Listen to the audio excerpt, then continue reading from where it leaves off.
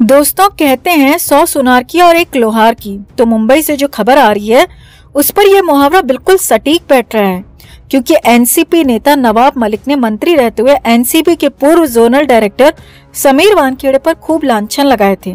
वानखेड़े के परिवार, पिता, जाति, शादी और तो और उनकी सरकारी पोस्टिंग तक पर सवाल उठा दिए थे और न जाने कहां से फर्जी डॉक्यूमेंट्स लाकर वानखेड़े को बुरी तरह परेशान कर दिया था। मगर अब समीर वानखेड़े अपने पुराने अवतार में लौटकर आ चुके हैं और अपनी वापसी के साथ ही सबसे पहला बदला समीर वानखेड़े ने नवाब मलिक से ले लिया है। जी हाँ, समीर वानखेड़े ने नवाब मलिक के खिलाफ बहुत बड़ा एक्शन लिया है और ये एक्शन जेल में बंद नवाब मलिक के लिए कब्र में आखिरी कील का काम करेगा। तो ऐसा क्या किया समीर वानखेड़े ने और कौन सी सबसे बड़ी आफत में अब नवाब मलिक बुरे फंस चुके हैं, आपको बताते हैं सब। आप भी वीडियो को लाइक और शेयर कर अपना प्यार और सपोर्ट दिखाएं और कमेंट करके अपनी बात, अपनी राय जरूर रखें। चैनल के साथ जुड़कर चैनल को सब्सक्राइब कर हमारी आवाज बने। आगे बढ़ने से पहले आपको बता दें दोस्तों कि हमने एक और नया चैनल शुरू किया है। हम आज जहां भी पहुंचे हैं वो सब आपकी बदौलत है, तभी हम हमेशा कहते हैं कि आप हैं तो हम हैं। तो जिस तरह आपने इस चैनल को अपना प्यार दिया है, हमारे नए चैनल को भी जरूर दें। लिंक डिस्क्रिप्शन में है, जल्दी से जाकर चेकआउट करें। सपोर्ट के लिए लाइक, सब्सक्राइब और शेयर जरूर करें। तो आपको याद होगा दोस्तों कि 2021 के अक्टूबर में जब आर्यन खान की गिरफ्तारी हुई थी तो उस वक्त नवाब मलिक ने समीर वानखेड़े को लेकर ढेर सारे ट्वीट्स किए थे और वानखेड़े पर उलूल जुलूल आरोप लगाए थे। नवाब मलिक ने तो यहाँ तक कह दिया था कि समीर वानखेड़े ने अपने आईपीएस के एग्जाम में अपना झूठा जाति प्रमाण पत्र सबमिट कराया था।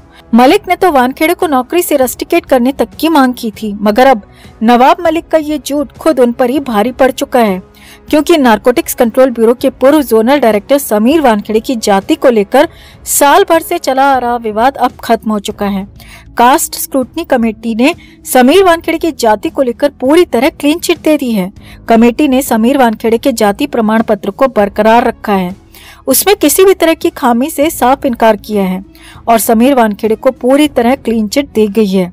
समीर वानखेड़े के पक्ष में फैसला सुनाते हुए कास्ट स्क्रूटनी कमेटी ने 91 पेज के आदेश में उस दलील को खारिज कर दिया जिसमें कहा गया था कि वानखेड़े जन्म से मुसलमान हैं। कमेटी का कहना है कि समीर वानखेड़े के जाति प्रमाण पत्र में किसी भी तरह की शिकायत हमें नहीं मिली। उनके सारे दस्तावेज पूरी तरह वैध पाए गए हैं। अब जैसे ही समीर वानखेड़े को कास्ट स्क्रूटनी कमेटी से क्लीन चिट मिली तो समीर वानखेड़े सीधे मुंबई स्थित गोरेगांव पुलिस स्टेशन पहुंच गए। जी हाँ, कमेटी से कास्ट को लेकर क्लीन चिट मिलते ही वानखेड़े सीधे अपनी गाड़ी से गोरेगांव पहुंचे और नवाब मलिक के खिलाफ केस दर्ज करा दिया। पुलिस ने भी नवाब मलिक के खिलाफ समीर वानखेड़े की शिकायत के आधार पर मानहानि का केस दर्ज कर लिया है। दरअसल मुंबई जाति प्रमाण पत्र सत्यापन समिति से क्लीन चिट मिलने के बाद वानखेड़े ने शिकायत दर्ज कराई है। समीर वानखेड़े ने यह मामला SC/ST एक्ट के तहत दर्ज कराया है। वानखेड़े पर मलिक ने मंत्री रहते हुए SC/ST के फर्जी दस्तावेज बनाकर नौकरी हासिल करने के आरोप लगाए थे और मलिक ने तो यहाँ तक मांग की थी कि वानखेड़े को उनकी नौकरी से निकाल देना चाहिए, बर्खास्त कर देना चाहिए। मगर अब स्क्रूटनी कमेटी ने सब कुछ साफ कर दिया है। मुंबई पुलिस के एक अधिकारी ने बताया कि पुलिस ने समीर वानखेड़े की शिकायत के आधार पर मानहानि के आरोप में नवाब मलिक के खिलाफ FIR दर्ज की है और अब पुलिस इस पूरे मामले की तफ्तीश जल्द से जल्द करेगी।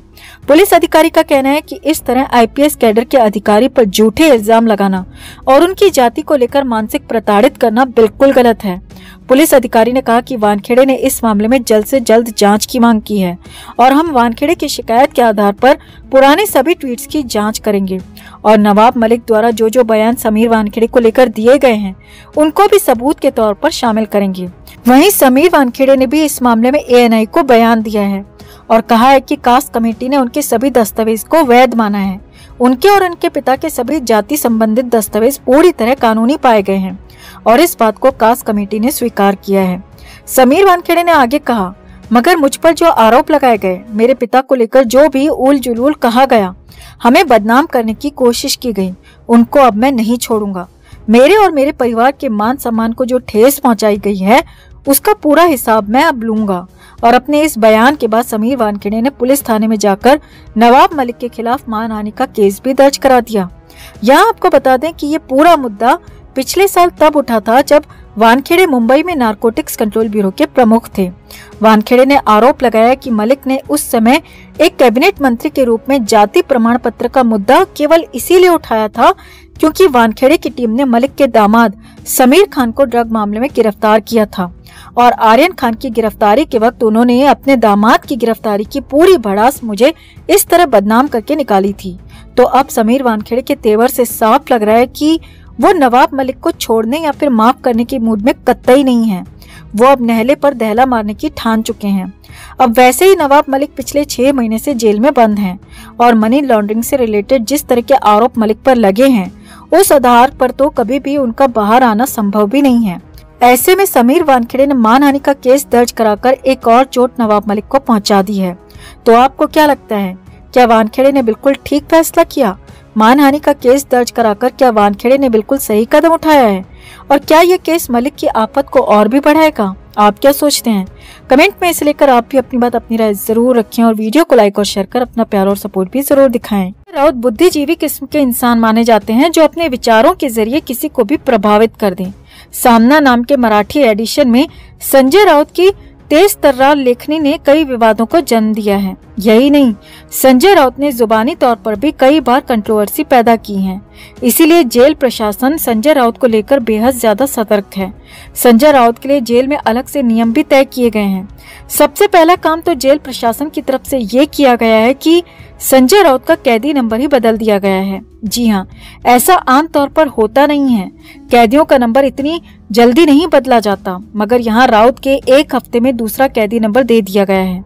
शिवसेना सांसद संजय राउत इस वक्त मुंबई की आर्थर रोड जेल में हैं और वहाँ अब कैदी नंबर 8959 के तौर पर जाने जाते हैं, यानी कि 8959 1434 करोड़ के पात्रा चौल घोटाले के मामले में आरोपी संजय राउत न्यायिक हिरासत में है। दरअसल पहले खबरें आई थी कि संजय राउत को कैदी नंबर 1156 दिया है, मगर अब खबरें आ रही हैं कि संजय राउत का कैदी नंबर बदलकर 8953 कर दिया गया है।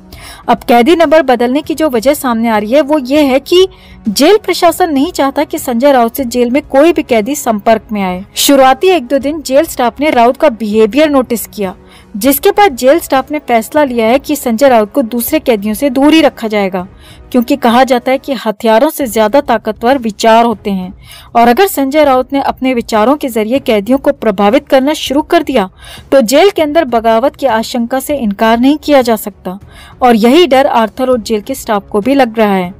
फिलहाल तो संजय राउत को सिर्फ इतनी परमिशन दी गई है कि संजय राउत को लिखने के लिए पेन और पेपर दिए गए हैं, लेकिन उनका लिखा हुआ जेल की दीवारों से बाहर न जा पाए, इसका पूरा ख्याल रखने की जिम्मेदारी जेल के स्टाफ को दी गई है। न सिर्फ जेल की दीवारों तक बल्कि किसी भी कैदी तक उनका लिखा हुआ ना जा पाए, इसका पूरा जेल स्टाफ पूरा ध्यान रख रहा है।